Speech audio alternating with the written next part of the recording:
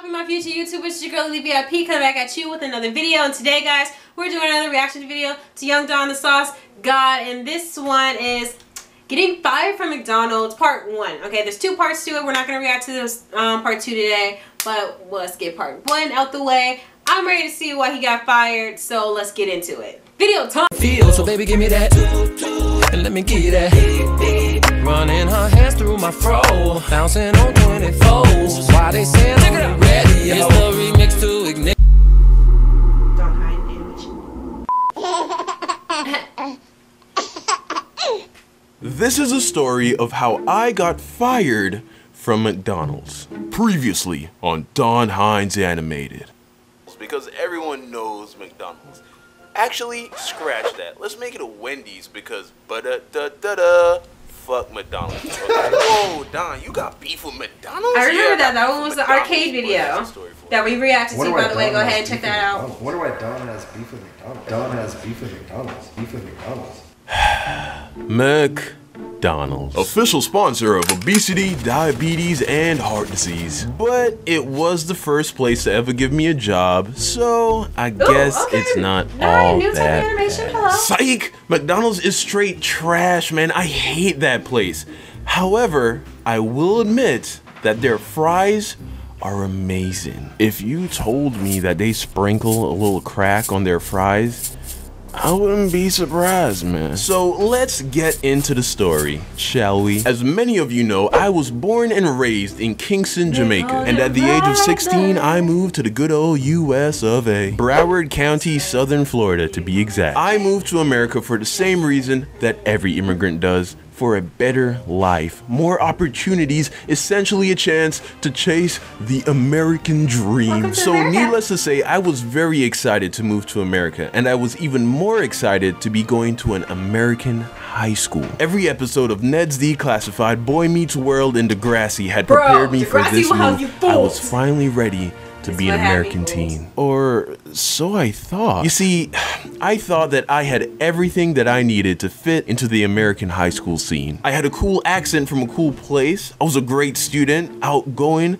pretty athletic. I was bound to become a key player to some sporting team, and I've been told that I'm not that hard on the eyes, if you know what I mean. All these things together seems like the perfect recipe for fitting right into an American high school. Unfortunately, as it turns out, I had left out one key ingredient, the thing that was going to make or break my high school experience.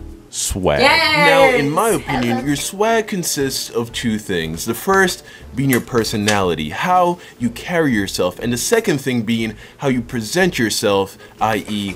the way you dress. Now, personality-wise, I had my shit on lock. And by on lock, I mean I held my shit together as well as you can expect a teenage guy to be able to. Because realistically, there's a lot going on inside of a teenager, right? For one, your body is an absolute war zone. Your hormones are surging off the fucking charts. Weird shit starts to happen. All of a sudden, you gotta deal with acne, weird facial hair, and then for some reason, you feel this urge to try talking to the opposite sex, but you don't know what to say. You have to figure out how to communicate, hey, I want you to let me put a part of my body inside a part of your body.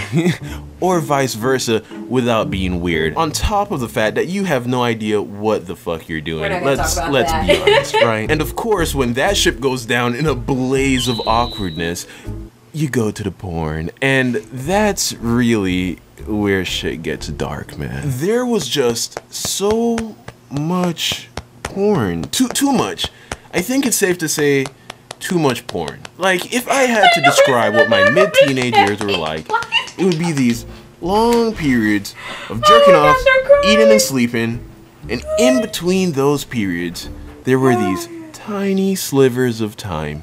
That's where everything else happened. So all of that considered, my personality as a teenager was as cool as anyone could expect it to be. The part that I didn't have on lock, however, was the clothing part. You see, in America, brand name is everything. And unfortunately for me, No, it I is did not. I not don't have a know lot that of when I branding. moved to America. But yeah, So I I stayed show up to swagged school out. in I my stayed swagged out. goddamn Costco brand faded glory polo and denim jeans, feeling like a boss. And I instantly realized that when I stood among my peers, one of these things is not like the others. I was not properly dressed for high school success. Everyone who was anyone in school was rocking Hollister this, Diamond that, Obey this, American Eagle that, Express jeans, Levi's, the list goes on and on. I saw that if I was gonna break into the cool kids crowd, or at the very least, not be in the lame kids crowd, I had to step my shit up. So I called up my dad, hoping that he could drop me a Diamond Supply stimulus package, but the call went something like this. I'm scared. Alright, phone ringing. What's up? Hey, son, how you doing? Hey, Dad, what's up? Oh, you know me, son. I'm good. How you doing, my boy? I'm good. You know, just here doing my thing. Oh, that's good to hear, son. That's good to hear. How you liking school? Oh, yeah, it's been good, you know. You know me, Dad. School's never been hard for me. That's great, son. That's great. Although I was wondering Why is he if you could stuttering so send me much? some money. Okay, what do you need money for, son? Just school stuff, you know. What kind of school stuff we talking about? Well, I need some clothes. Clothes? What do you mean you need clothes? You came to America with 2 full suitcases of clothes. Why you need more clothes? Yeah, Dad, but they're not cool enough, man. Like I wanted some cool clothes. You know, to fit in better. Hold on a second. You can hear the accent. So that send you to school for Hold on a second. You're frying for the little white pitting them. I turn you in a poppy show, Chris. No, Dad. You come to America so you can do well in a school and you can get into a good university. So you can get a good career and then you can go buy whatever clothes you want to buy. Don't bother watch nobody because they're not going to do nothing for you. Just study a book, pass your exam them, and all of it. Alright? Okay. Yes, Dad. Alright, I have to go. So have a good day, sir. Love you.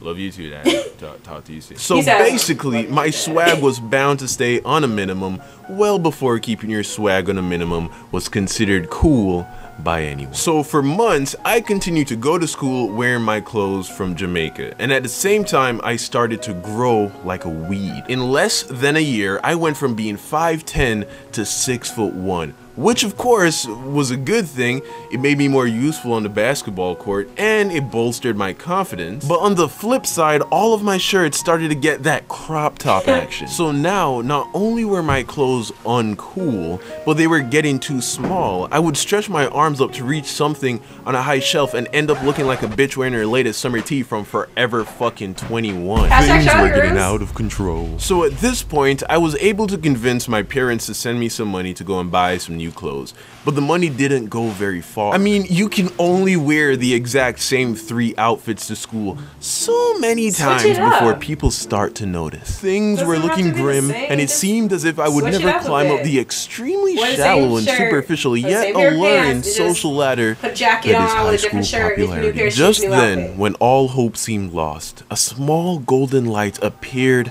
at the end of the tunnel, and as it got closer, the golden light took the form of an arch. Wait, no, 2 golden arches. Could it be? Yes, it was. My first job opportunity. You see, I lived with my aunt and uncle in Florida along with 2 older cousins who also moved from Jamaica a couple years prior to me, both of whom had jobs at McDonald's, and the older of the 2 cousins was a manager. So one day, after getting roasted to a crisp for wearing a pair of USPA shorts to PE, which is a fucking story in of itself, my cousin told me that she could get me a job at McDonald's if I wanted. Now, up until then, I had never even considered the prospect of getting a job. But now that it was laid in front of me, it all made sense. If my parents weren't going to give me money for clothes, then I might as well go and make it by myself. So my cousin got me an interview, which she ended up doing herself, and just like that, I got my first job. I was 16 years old and I couldn't have been more proud of myself. I didn't care that it was for what is literally the lowest rung possible on the ladder in terms of a part-time job. I was about to be stacking that paper, man. And thus begins my very short relationship with McDonald's. Because little did I know that I was about to experience the most awful month of my entire professional life. That's right, it only took me 1 month to get fired from this place. Dang. As a series of events that unfolded within that month sparked a passionate fire of hatred and detest for the establishment known only as McDonald's. So now you have some context as to why and how I got this job in the first place and how badly I would have wanted it all to work out. But alas, instead of being the solution of my dreams, it was the beginning of a nightmare. So stay tuned for the second part of this animation, part 2 of how I got fired from McDonald's, as I give you all of the gritty details of how and why I was terminated from this job. What's up, fam? Left us on a cliffhanger, but I don't know, bro. Swag does come important, but name brand doesn't really matter. I guess it used to, but like when I was in school it didn't really matter. As long as you looked fresh, it didn't matter if it was a name brand or not. Dude, I order stuff off a line that comes from like China, not name brand at all. Like this is a name brand, but I still look fly in it if I put the right accessories on and put like my right fit on. I look fly. I look fly now, and I have a jacket on and some necklaces on. I looked extra fly when I left the house, but now I'm here. I'm comfortable. Sorry, y'all. You don't get to see me all swagged out today, but I still look good. I'm not ugly. Like I still look at the yes, okay. But yeah, that's how I feel about being swagged out. You gotta have some type of clothes. You gotta be fresh coming to high school. If you're not fresh, you get roasted.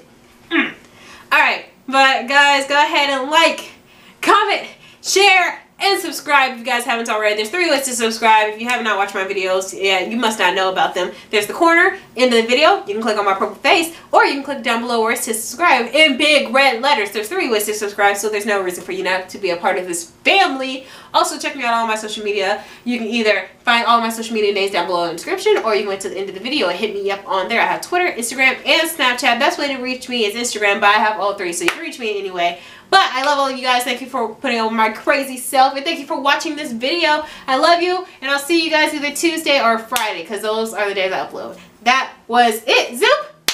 Bye! It's your light, so I'm sure your schedule is pretty tight, but my dog just had surgery. If you could fix that first. Jesus. Deborah, Messing's fingers in a holy place. Hail Mary, full of grace. Obama, could you pass some hope to the Pope? I know a couple dudes who want to elope. See, the church said nope, so the bros can't cope. The bros can grow, but the bros can't cope. They've been in love and they've been addicted. Who said they